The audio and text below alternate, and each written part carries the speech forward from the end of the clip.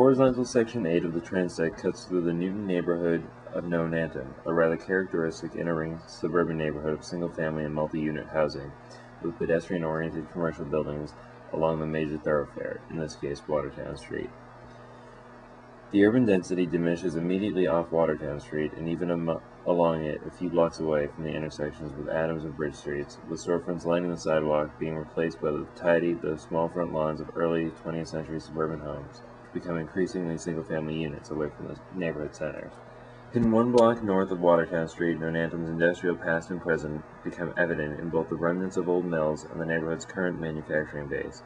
There can be little doubt that the residential properties near these industrial areas, which are notably smaller and somewhat less meticulous than their less adjacent counterparts, are somewhat less desirable than the properties just south of Watertown Street or even a few hundred yards away from the industrial areas. The small branch library is located at the intersection of Watertown and Bridge Streets, the neighborhood's historic center.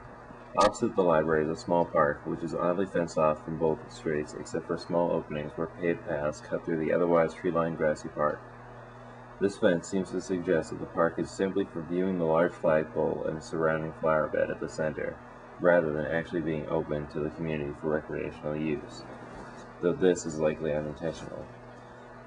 Adjacent to the park and completing the northern block between Adams, Bridge, and Watertown Streets is a Dunkin' Donuts franchise, which far more so than the park seems to be the contemporary heart of the neighborhood, at least in terms of casual community gatherings. Try the iced coffee. It's great. A less conservative mindset might suggest not only the removal of the chain-link fence around the park, but also the opening of the park to the Dunkin' Donuts as a way to encourage the community already present there to spill over into the park.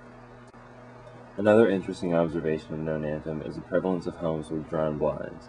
While it is not at all uncommon to find the occasional home with drawn blinds even at all hours of the day, the degree to which drawn blinds seems to be the norm, mostly along Watertown Street, but even in some homes in which a view in from the outside is not easily afforded, suggests a sort of collective subconscious favoring privacy.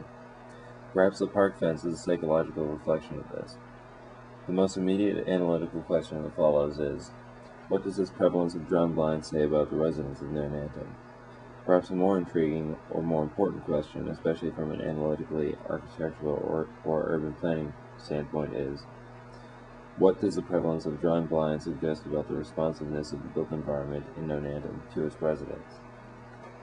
Absent an easy conclusion to these questions, it can easily be assessed that Nonantum is a traditional suburban American neighborhood.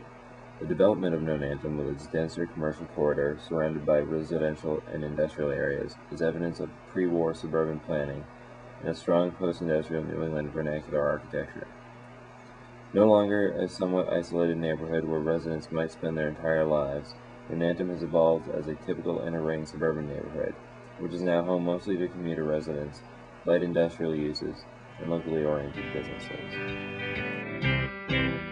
I quit my job as a struggling doctor, staying home just to practice on you. You were so fine, it's the least I could do. I sing your syllables